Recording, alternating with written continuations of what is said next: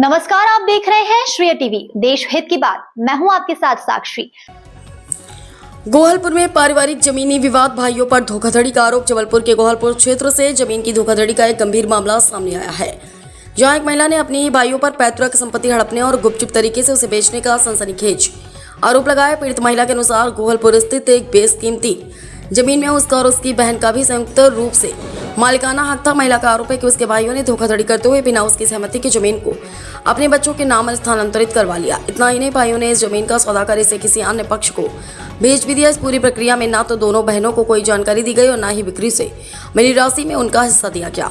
DSP आकांक्षा उपाध्याय के अनुसार यह मामला पूरी तरह से जमीनी विवाद और धोखाधड़ी से जुड़ा हुआ है। पुलिस इस पूरे मामले की गहराई से जांच कर रही ताकि धोखाधड़ी के सबूत जुटाए जा सके। जमीन के कागजातों और हस्तांतरण की प्रक्रिया की सत्यता जांचने के लिए राजस्व विभाग की मदद ली जाएगी। पुलिस का कहना है कि जांच में जो भी तथ्य सामने आएंगे उसके आधार पर आरोपियों के खिलाफ सख्त कानूनी कार्रवाई की जाएगी। गोहलपुर में एक जमीनी विवाद का मामला आया है, जिसमें महिला ने अपने भाइयों पर जमीन हड़पने के आरोप लगाए हैं। पुलिस और राजस्व विभाग मिलकर इसकी जाँच करेंगे और जो भी अपराध सामने आएगा उसके अनुसार वैधानिक कार्रवाई की जाएगी। आकांक्षा उपाध्याय डीएसपी ने क्या कहा, सुनते हैं। जबलपुर से Shrey TV reporter BL Rajak.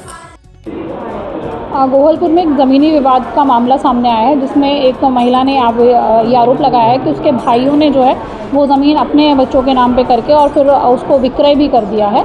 तो इसमें जो आवेदिका है और उसकी बहन है, उनका भी नाम संयुक्त रूप से था, लेकिन उनको उस संबंध में कोई जानकारी नहीं दी गई है, ना ही जो विक्रय किया है उसमें से उनको कुछ दिया गया है। तो ये ज़मीनी विवाद संबंधी मामला है, तो इसमें पुलिस जो है वो जाँच करेगी। साथ ही जो राजस्व से संबंधित जो भी जांच होंगी वो उनके द्वारा करवाई जाएगी और इसमें जो भी आरोपीगण होंगे या जो भी अपराध समझ में आएगा तो उसमें पुलिस कार्रवाई करेगी। ज़मीन का मामला ये है सर, इनका फर्जी दस्तावेज बना के इनके भाई लोग ने अपने नाम पे करवा लिया ज़मीन। उसके बाद फिर वो अपने बेटों के नाम पे कर दिया। फर्जी दस्तावेज बनाए हैं, पूरे फर्जी दस्तावेज। उसके बाद अब वो बेचने में लगे हुए हैं। अगर वो ज़मीन बिक जाएगी तो इनके साथ दिक्कत हो जाएगी बहुत। उसको हम लोग ने थाना गोहलपुर को भी देने गए थे आवेदन, तो उन्होंने आवेदन नहीं लिया। उसके बाद एसपी ऑफिस में और कलेक्टर में भी हमने 17/3 को दिया हुआ था आवेदन, जिसकी हमारे पास रिसीविंग है। उसके बाद भी अभी तो कोई कार्रवाई नहीं हुई है, ना उनका कुछ हुआ, ना उसमें स्टे लग पाया। अभी तक वो अपना ज़मीन बेचने में लगे हुए हैं। कितनी ज़मीन है सर? ज़मीन 2500 स्क्वायर फीट है, ज़्यादा नहीं है।